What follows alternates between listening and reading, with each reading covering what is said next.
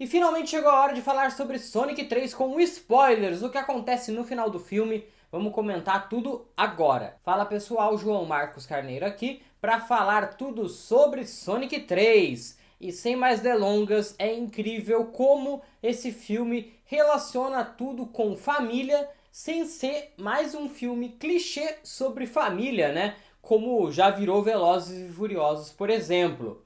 A gente tem o Sonic, que tem uma família estabelecida de humanos desde o primeiro filme e que foi tendo uma família de amigos também ao longo dos outros filmes, né? O Tails e o Knuckles também chegando aí para formar esse grupo com o Sonic. A gente tem o Robotnik conhecendo o seu avô, e ele, que era um cara sozinho, passou a ter família, né? O próprio Agente Rocha, né, que era um cara que estava do lado dele o tempo inteiro e que ele não dava a mínima, até poderia ser considerado uma família para ele, mas nunca foi. Agora sim, com o seu avô, ele encontrou o seu lugar, ele encontrou a sua família.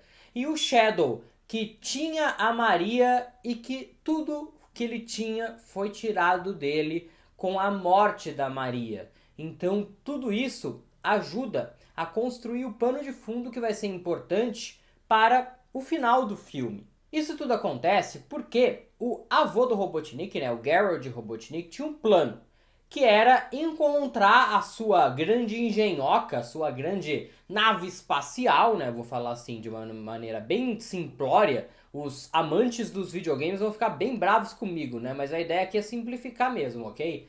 Então ele quer encontrar a sua nave e para isso ele precisa de duas chaves dessa nave.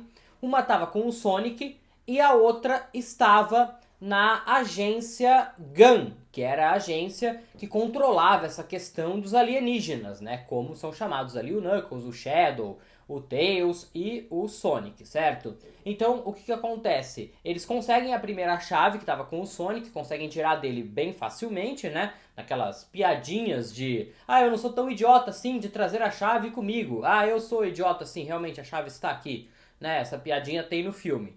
E a segunda chave, então, tá lá na sede em Londres, né, da GUN. E eles vão lá tirar essa chave de lá. E aí, toda a parte do meio do filme acontece isso, eles caçando essa chave lá em Londres.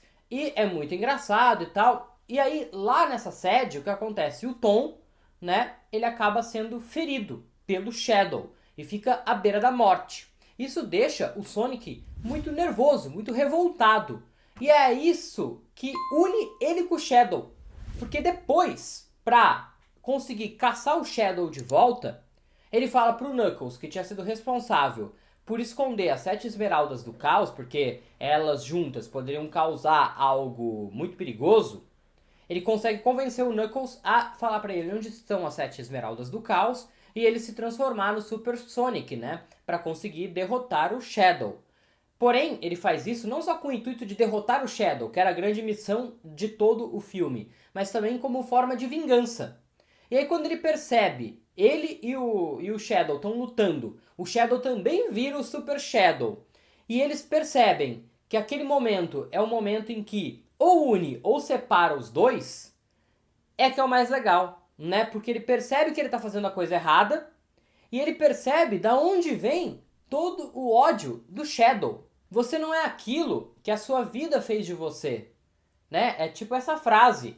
Então, tipo, o Shadow não precisa ser ruim porque a Maria morreu. Até porque a gente descobre, né, no flashback, que foi um acidente. A explosão que aconteceu foi um acidente. Então, assim, a Maria morreu por acidente. E o Shadow não quis machucar o Tom. Ele até achava que era outra pessoa, né? E não o próprio Tom. Então ele não fez aquilo de propósito para afetar o Sonic. E aí os dois juntos resolvem parar a máquina do Robotnik. Que o plano então do Garrett Robotnik, né, é destruir a Terra. Só que isso mataria ele próprio e o seu neto. E é nesse momento que ele revela que ele não tá nem aí pro neto dele, não tá nem aí pro Eggman. Ele só tava aí pra Maria. E aí isso separa, né? O que tinha sido unido se separa, que é o avô e o netinho. Eles se separam. O Robotnik acaba enfiando na bunda, né, do seu avô um daqueles pelos, né, do Shadow e acaba, do Sonic, né, no caso, era do Sonic, e o Garrett acaba saindo voando e indo parar ali no colisor, que dá a entender que ele morreu. Mas assim, o filme anterior também tinha dado a entender que o Robotnik estava morto, né? E aqui, sem maiores explicações, ele estava vivo. Então, para isso mudar, basta o Jim Carrey ligar para Paramount e falar: ó, eu tô no próximo filme, tá bom? Eu quero estar lá. E aí eles dão um jeito, né? Seja para ele ser o Eggman ou para ser o vovô, né? Então tanto faz. Mas teoricamente, por enquanto, até a próxima página, ele morreu, mas não tem corpo. Se não tem corpo, não morreu. Então assuma como você quiser, né? Mas ele deixou de ser uma ameaça para esse filme. Melhor assim? Ok. E aí o Tails e o Knuckles e o Robotnik tentam parar a máquina. Tentam parar a máquina não, né? Tentam mudar a direção da máquina, que tinha sido acionada. O Shadow e o Sonic estavam trabalhando juntos para impedir com que o raio destruísse a Terra, enquanto os outros três estavam tentando mudar a direção da nave. Eles conseguem mudar a direção da nave, a nave acaba... o colisor, né, acaba atingindo a Lua, que fica rachada ao meio. Inclusive, isso deve causar um problema climático enorme, né? Enfim, mas a Lua acaba sendo rachada ali ao meio, né? E nisso, o Sonic não aguenta ali muito tempo o colisor e ele acaba ficando desacordado. O Tails e o Knuckles salvam ele e o Robotnik e o Shadow acabam se sacrificando para destruir a nave e impedir com que ela causasse mais destruição. Aí é novamente aquela história: se não tem corpo, não tem morte.